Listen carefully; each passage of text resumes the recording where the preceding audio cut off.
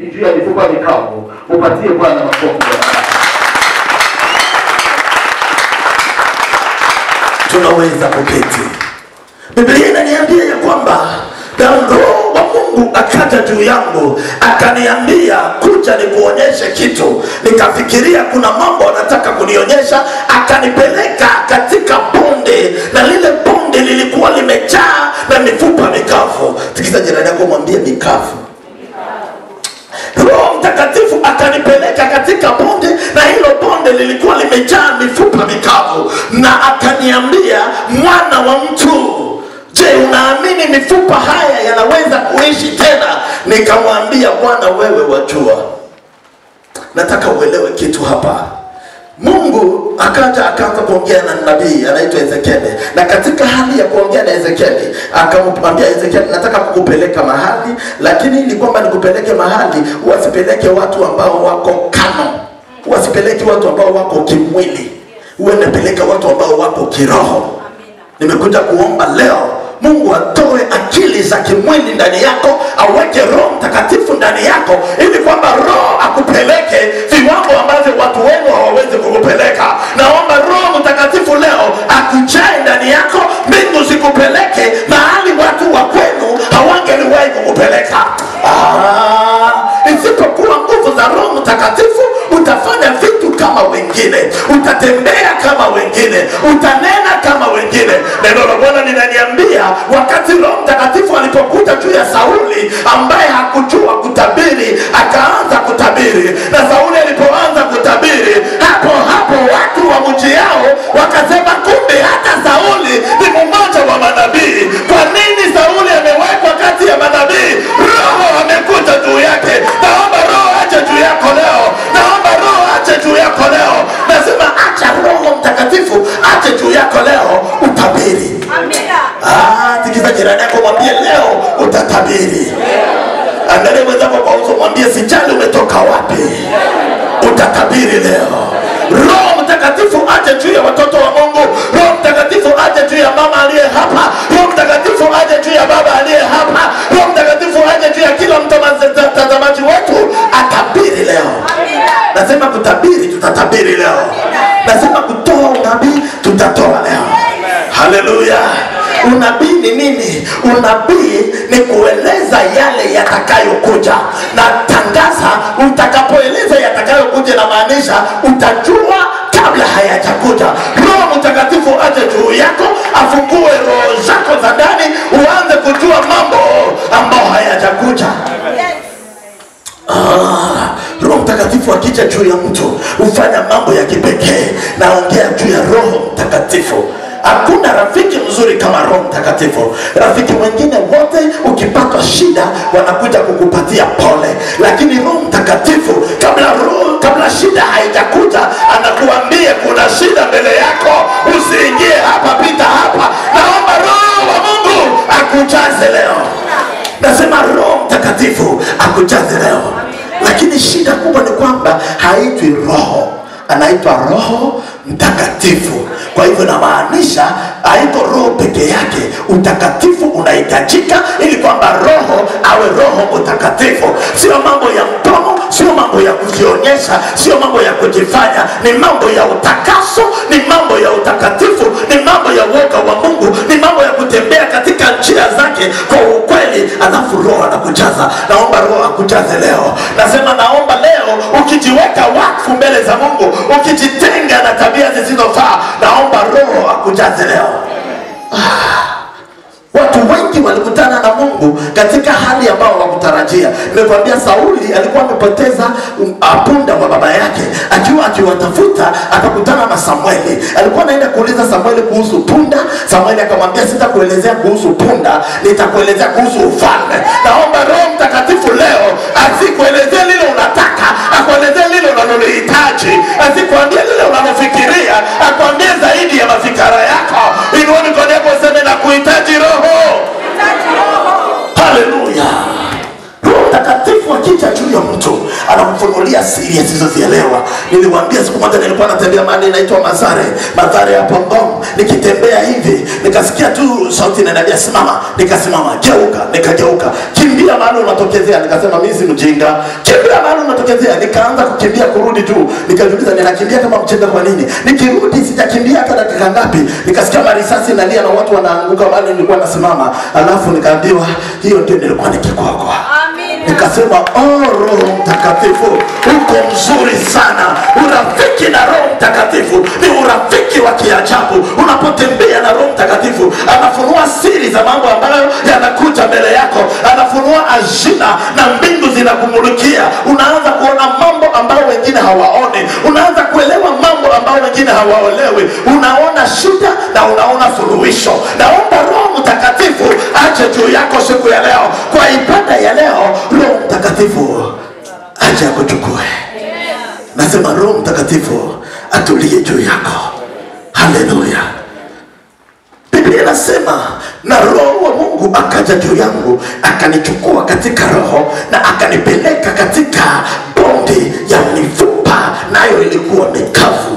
Kwa nini Mungu atakuja kukuchukua bahali ya kupeleka kwa building nzuri akupeleke kwa mifupa mikavu? Kwa sababu wakati wowote Mungu anapomshusha mtu kutoka mahali alikuwa akampeleka chini, sio kwa sababu anataka kukumaliza chini, lakini kuna mtu aliye chini Mungu anataka umchukue ili kwamba mwende na yeye juu. Kuna shida ya familia ambayo usipoingia katika roho hauwezi kuielewa. Ni sharti upelekwe katika roho ionekane kama umeenda chini. Haujaenda chini, umeenda kuchukua magumu ya familia yako ili kwamba uipeleke msalabani. Naomba Roho Mtakatifu leo akupeleke katika roho. Amen. Haleluya. Haleluya. Biblia inaniambia na wakati alipopelekwa katika roho akaonyeshwa mifupa mikavu, akaambiwa mwana wa Mungu, unaweza kutabiri juu ya hii mifupa? Akajiangalia na akaangalia hiyo mifupa, akageuka, akaona nikijibu ujinga hapa nitajikosea. Akajibu jibu ambalo ni very philosophical. Akamwambia Mungu, wewe wajua. Wengi wetu tuko na hiyo. Mungu anakuuliza, je, unaamini unaweza kuhandle this situation? God, you know. Mungu, wewe unajua. Nilikuja kukuambia leo, acha kujibu Mungu maswali vile unafikiria unamjibu katika filosofia. Mungu akikuuliza unaweza mwambie na wewe nitaweza. Haleluya. Nilikuja kukutangazia mambo ambayo watu wa kwenu walishindwa nayo, wewe utayaweza. Nasema wewe utayaweza. Mahali wengine walifika wakakwama, wewe utatoboa. Nasema wewe utatoboa. Angalia jirani yako, mwambie niangalie vizuri, mimi nitatoboa. Patia Bwana makofi ya ajabu wewe. Nasema wewe utatoboa. Nasema wewe utatoboa. Mahali wengine walifika wakasema imetosha, wewe utaanzia hapo. Amen. I hear people saying, you know, I bless you, let the sky be the limit. The limit. My God does not have a limit. How can the sky be the limit? I said the sky is the beginning. Amen. I said the sky is the starting point. Amen. Hallelujah. Mahali wetu wengine walisema hapa hatutaweza. Utakapochukuliwa katika roho siku ya leo, Roho Mtakatifu atakapotua juu yako siku ya leo, wewe utaweza. Mahali wengine walisema hapa tumefunga, na wamefunga hizo duka, yako itaendelea. Kwa sababu Roho Mtakatifu atakuchukua katika roho kukujulisha siri ya hazina za mbingu na utatoboa. Biblia inaniambia ya kwamba wakati alipoonyeshwa mifupa, aliona ikiwa mifupa, lakini anaendelea kwa mstari wa kufuata, anasema na ilikuwa mikavu sana. Very dry. Ilikuwa mikavu sana. Maana yake kuna mfupa unaweza kuona mpaka unajiuliza mwenye alikulaga hii mfupa, nyama yenye ilikuwa kwa hii mfupa mwenye alikulaga alikuwa nakula na meno ama na msumeno. Imekaushwa kabisa, imetolewa kila kitu. Hello. Akaonyeshwa mifupa mikavu. Akaangalia, akaonyeshwa situation ambayo haina uhai. Kuna mtu ambaye ninaongea naye hapa, umejaribu maisha ya kutosha, lakini kila kitu unachokionyeshwa kwa maisha yako ni kitu kimekauka, hakuna maisha ndani yake. Leo tutatabiri. Nasema leo tutatabiri. Nasema wewe na mimi tutatabiri. Magumu yetu leo itasikia unabii. Haleluya. Mifupa mikavu, na ilikuwa mikavu tena sana, maana yake imekauka na imekauka. Wakamwambia, je, mwana wa mtu, unaweza kutabiri juu ya hii mifupa? Akasema, Bwana, ni wewe unajua, mimi hii ni ngumu, lakini wewe unajua. Nilikuja kukuelezea hivi, yenye wewe haujui, Mungu anaijua. Yenye wewe hauwezi, Mungu anaiweza. Yenye wewe huwezi kutenda, mbingu itaitenda. Kuna watu ambao ni mifupa mikavu kwa maisha yako. Hakuna shida kama uko na mwanaume ambaye ni mfupa mkavu. Anakupatia 200 ya kununua sapa, na anataka hesabu nyama ya 200. Mtu hawezi kununua 150 na mumwe kijiko jamani. Kama unakaa karibu ya mwanaume, mwangalie mwambie, naamini wewe si mkavu. Kama ni mkavu tutamtabiria leo. Kama ni mkavu tutamtabiria. Tuko na birthday, lakini wewe tena unatarajia tukupee kwa birthday yetu. Allah, unakutana mwanaume mkavu kabisa. Lakini Biblia inasema tabiri juu ya mifupa mikavu. Tuna marafiki wengine ni wakavu, mkienda nao out. Mzungu mwingine tulikuwa tukisoma mimi na theolojia, akatuambia, guys, come we go for lunch. Niko na wenzetu wote wanasimama, yes! Nikaangalia kwanza kwa mfuko wangu uko ngapi. Sijui nini niliingia, nikaangalia kwanza niko na ngapi. Wenzetu wote wakasema, tuishie. Nikasikia nasimama naita taxi. Hello, can you come? Take us to Nomrod for lunch. Tukaenda lunch. Tukakaa lunch. Akaambia taxi driver, wait for us there. Akapaka. Imeshapata location. Akasema, you can eat whatever you want. Tukaanza, nikasikia mwenzetu anasema, nataka half chicken. Mwingine anasema nataka chips na samaki. Fresh, fresh. Nikauliza mwenzetu, la utakula umeenda? Akaniambia, wa! Mzungu atupelekea out, nikula umeenda, wa! Nataka hamburger. And everyone, we were like 7, everyone was ordering. And we started eating. Tukiendelea kukula, wakakuja wanaleta bill. Walipotaka kumpia akasema, no, just bring for everyone individual. Make sure everyone has his bill. Because I went to another guy.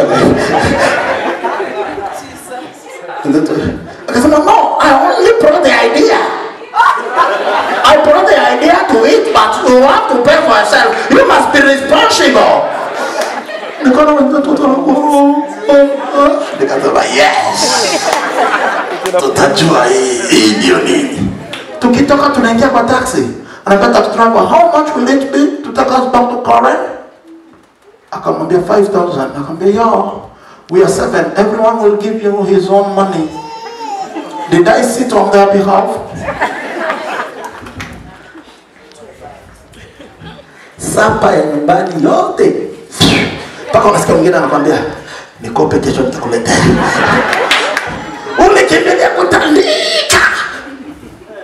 Kuna marafiki wengine ni mifupa kabisa. Mfupa mkavu. Akimpeleka out, atakununulia maji moto. Utaumia hapa. So, may God change your environment. May God cause people around you to be productive. May God cause people around you to be alive. May God cause your company to be alive, not dry companies. Hello. Kuna mtu hata ukitembea town, huwezi mpigia simu uko tao. Buda niko tao. Nikuje kununulia lunch. Wewe ununuaji. Hello. Hata kuna wengine, hata marafiki, hata kuna wengine wenyewe ni mikavu. Hata kienda kujitreat ni mkavu. Unaona anakuwa anaangalia hivi. yes, I have money, but I can eat it and I have a lot of project. Walikwambia tumbo yako tu ndio yenyewe inaweza kumaliza project. Jitreat. Sometimes bwana sababu hii mambo ya kujitesa. Unakutana mtu ndevu nyingi hivi. Niko na kosa wakati ya kunyoa. Wewe mkavu wewe. Unasikia tu aibu ya kutoa 200. Na ukienda kunyoa, unaenda unatafuta watoto vinyozi kwa huko ndani. Bado ni 50 wewe ni 50. Nyoa na 400 wa kunyoa vizuri usipate ugonjwa utaota vitu. Ukavu. Angalia mtu kumwambia wewe si mkavu. Lakini wewe unajijua. Unaona mtu anakaa hivi. Niliwaambia any day in your life ukiingia kwa restaurant uanzie kuangalia huku kwa mahali ya pesa huku wewe mkavu. Ukienda restaurant hauangaliaje pesa, unaangaliaga chakula. Ukiona mtu anaangalia kwa chakula anagonga tu 50 kisha anaenda hivi. Wewe ule ni ukavu. Tuturu ukavu. Okay. Biblia inasema na Mungu akampeleka akamfikisha katika mahali bonde ya mifupa mikavu, na alipokuwa hapo ilikuwa mikavu sana. Lakini Mungu akamuuliza, je, mwana wa mtu unaweza kutabiri juu ya hii mifupa? Akasema, Mungu wewe wajua, na wewe Mungu unajua. Mungu akamwambia, kama ni mimi ninajua, basi anza kazi. Kuna vitu ambavyo viko kwa maisha yako umengojea Mungu avitende kwa muda mrefu, na Mungu anakungojea uvitende kwa muda mrefu. Havijatendeka kwa sababu haujachukua hatua ya kuvitenda. Leo, siku ya leo, ninakwenda kukuamsha mahali pote unapolala kiroho. Mungu akupatie ushujaa wa kufanya venye unavyotaka kufanya. Mungu akupatie uweza wa kuamuru venye unavyotaka kuamuru. Mungu akupatie nguvu ya kutenda kenye hauwezaki kutenda. Haleluya. Mungu atende ni yako roho ya unabii. Nikatembea nikawa mtoto wa miaka 12, nikafika mahali baba yangu walikuwa wanakaa na wengine wazee wanatulia, na mzee mwingine alikuwa mgonjwa hapo ndani, alikuwa anaitwa Ruguduka. Alikuwa rafiki ya baba yangu, wanakaa hapo nje, alikuwa mgonjwa ndani ya nyumba, alikuwa kwa hali mahututi, na baba wanakaa hapo wote wanajiuliza, sasa ni kama hatujui ni hospitali gani tutaenda na nini. Watu wanakaa hapo tu, nikajisikia tu mtoto wa miaka 12, nikajisikia tu niingie huko ndani. Nikaenda mpaka mahali walikuwa wanamweka kwa kitanda, nikauliza mke wake, naweza kumuombea? Kwa kaniangalia akajiuliza, baba yako ndiye bishop, wanakaa huko nje, unakuja hivi utamuombea? Nikasema naweza kumuombea. Akaniambia,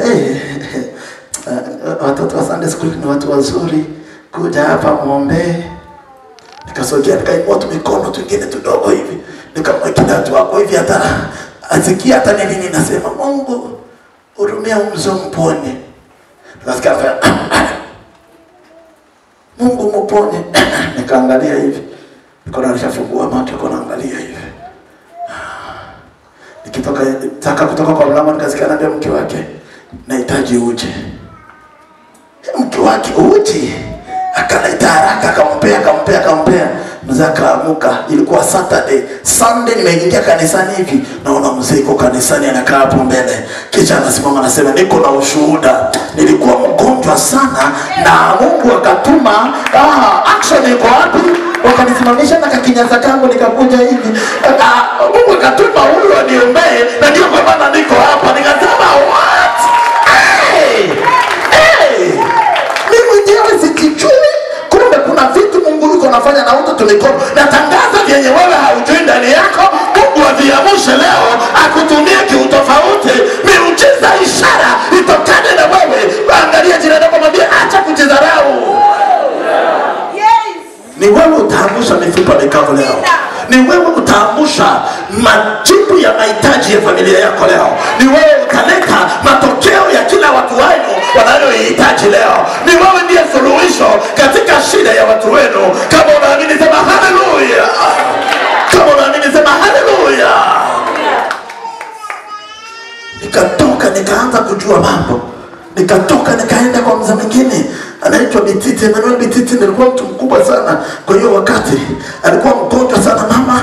Mama na mke wake ni cousins, wanakaa chini wanaongea, wanasema mzee ni mgonjwa sana. Nilipofika sikuenda tena hata mbali, nikakaribia tu nikauliza, Wamesema anko ni mgonjwa. Mama aseme, naweza kumwombea. Wakikumbuka ushuhuda ya juzi, wakaniambia kuja tukaonyesha. Mama kanipeleka akaniambia ndio huyo. Anko nikamwambia tuombe. Tumekono tena juu yake. Sunday. Na anasimama kwa madhabahu anasema, niko kanisani ninashukuru Mungu. Action aliniombea nikapona. Nikasema wakanipangia ibada. Hallelujah. My first day to preach, that's how it came. Wakapanga ibada wakasema hii ni Sunday school day. Wakaniletea wakaona nabii wataniwekea meza. Kwa sababu sisi tunaonekana kwa madhabahu, wataniwekea meza, nitandikie hapo lakini bora niombee watu. Nikisema tu leo nataka kumuuliza nani anataka kuokoka, 45 people lifted their hands. Glory to Jesus. I said what? I can preach, man. God, you mean you can use a useless boy like me? I was very useless. No one was looking at me. No one was bothering about me. But when he started revealing the treasures that he has deposited in me, I realized that I am the solution for some dry bones in some people's lives. I had to deal with them. I declare today that the Lord reveal to you the treasures that you carry in you, so that you may be used for this generation. Naomba Mungu afunue siri ya hazina iliyo ndani yako, ili kwamba kutoka leo utumiwe kuamsha mifupa iliyokauka katikati ya watu wako. Hallelujah. Huyu ndugu akamwambia sasa kazi ni kwako. Tabiri. Akaamuka. Mifupa.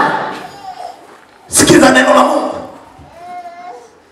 Mifupa na waamuru, sikiza neno la Mungu. Kuja pamoja. Biblia inasema akasikia mtetemeko inapita kama ya kukwaruzana. Hapo hapo mifupa ikaanza tafutana. Naomba Mungu aweke nguvu kwa kinywa chako leo. Umekuwa ukisema mambo haujawahi kuyaona. Naomba kwa uwezo wa Roho Mtakatifu Mungu ajaze kinywa chako nguvu leo, ya kwamba utakachokinena leo mbingu ikitende kwa jina la Yesu. Utakachokitamkiri leo mbingu kufanyia kwa jina la Yesu. Angalia jina lako mtikizo, mwambie utatabiri. Nasema utatabiri. Alipoanza kuita mifupa, mfupa wa hapa haukukuja hapa.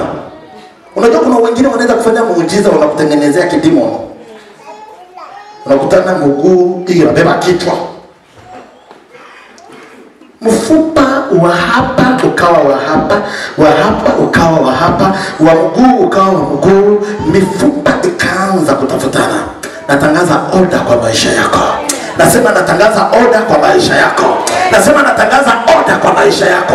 Unajua kuna watu wengine kabisa wanakaa walifanywa muujiza yenye haiko orderly. Unaona kaka anaamka asubuhi, shocks moja iko kwa kiatu, ingine anaitafuta huko. Ndio unapata mtu alichelewa kanisa, kumbe ni shocks alikuwa anatafuta. Huyo mfupa mkavu kabisa. Hello. Order. Kitu moja mfurahisha katika Biblia. Biblia inasema ya kwamba watu wote waliokuwa katika Yerusalemu walisikia lugha zao. Inamaanisha ingawaje kila mtu alikuwa anasema kwa lugha tofauti, lakini ilikuwa ordered. Naomba Roho Mtakatifu akuone leo. Kuna watu wengine wamepewa vipawa na Roho Mtakatifu lakini haziko ordered. Aliota tu. Aliona ndugu yangu amepita hivi, akarudi hivi. Hiyo inamaanisha utakuwa ukipita pita. Wewe acha maunani za uongo. Ulipewa kipawa haiko ordered. Niliona tukiomba, niliona kitu kinafanya. Hiyo inamaanisha kutakuwa na chaka. Wewe. Acha nikuibie siri. Kila neno ya unabii wa kimungu uleta amani. Hata kama inakuonya urudi kwa magoti na ulie, uleta amani. Ano, ukituletea unabii mimi na Biju, baada ya unabii wako Biju afunge vitu aende kwao, wewe ni shetani. Mungu sio wa kubomoa. Mungu ni wa kujenga. Tuko katika dispensation ya neema. Acha kuniogopesha. Ano, acha kuintimidate watu. Mungu anasema ndugu yangu, wewe badala kujitikisa kisha nakufukuza nje. Hello. Mtu alitoka, tulikuwa jana, tulikuwa na baba tukiwa tunaomba kwa nyumba. Tulikuwa tunaomba, alafu wanampigia simu kutoka kwake nyumbani ya kwamba kuna mjumbe ameleta ujumbe kwa nyumba yake. Akasema mnipee huyo mjumbe. Wakampea simu. Tulikuwa na yeye, sote watoto tulikuwa kwa nyumba sote. Akachukua tu simu akamwambia, "Mpee mjumbe simu." Wakampea. Sasa umechoka na uchawi mahali umetoka, umeoleta kwangu. Akamwambia, "Wewe ni mchawi?" Ndio. "Unasema uongo wewe ni mjumbe si ndio?" Ndio. "Wewe ni mchawi?" Ndio. Akwamuru sahi kama ulifikiria utachezea na wale wenye wako kwa hiyo nyumba sio mimi. Toka na urudi kwako, na kesho nikikuja Kongo nitakuja kukuuliza nini ulikuja kufanya kwa hiyo nyumba. Nitaenda saa hizi. Lakini wewe ukisikia tu kuna ujumbe kutoka kwa Mungu, niambie baba, niambie. Hata kujisusulia utajisusulia. Kuna wengine vipawa ambavyo haviko ordered. Na viamuru visiwahi kuja kwa maisha yako. Na amuru visiwahi inuka kwa maisha yako. Naomba mbingu zipange vipawa ndani yako. Kama ni unabii, ni unabishua. Evans, kuna vitu Mungu amenionyesha kukuhusu, lakini sitakwambia navyo. Ninataka tu uanze kumwogopa. Kwenda niambie. Yes. Manipulators are there. May God give you sure gifts. Kama unanisikia sema haleluya. Nasema Mungu akupatie vipawa vinavyopangwa. Sio mguu inabeba kichwa. Alipoanza kutabiri, kila mfupa ukaenda kwa nafasi yake. Haleluya. Mifupa yote ikaingiana. Mifupa ilipoingiana ikakuwa ni muujiza, lakini wa kuogopesha. Muujiza ambao haujaenea ni muujiza wa uoga. Unabii ambao haujaenea ni unabii wa uoga. Hello. Wale unafikiria wakati mifupa iliingiana ikawa unafikiria ilikuwa ni nini? Hello. Skeletons. Unaenda tembea kwa hii barabara usiku kutana na skeleton hapo utafanya? Ikwambia tu usiogope. Mimi ni Ezekiel ameniombea. Utaambia wewe na Ezekiel utafutane huko.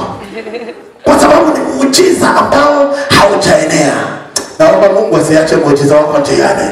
Naomba Mungu aitimize muujiza wako leo kwa jina la Yesu. Akamwambia tabiri tena, mshipa na minyofu iongezeke. Halo, akatabiri, ikaongezeka. Akamwambia haijatosha.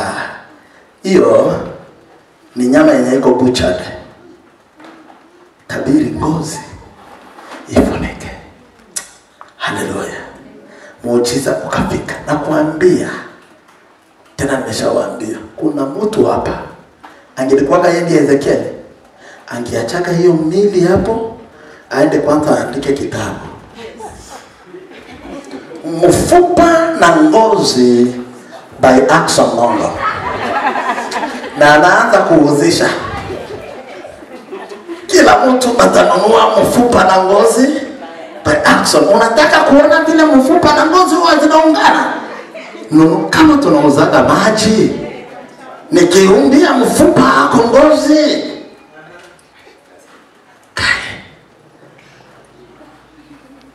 Jamani, tikisa tumeka kumwambia kwa mpole. Acha Mungu akutumie. Naomba Mungu akutumie na usiringe. Naomba Mungu akutumie na usionyeshe maringo. Hello. What do you need? Prayer? I'm busy. I can do that later. Ni kama ni wewe wanaombaga. Kama unaanza kuringa na uko na watu watatu, Mungu akupatia watu 1000 utakuwa utaanza kuwa na mambo utawatendea kwa vichwa. Naomba Mungu akupe kipawa na kisikufanye kulenga.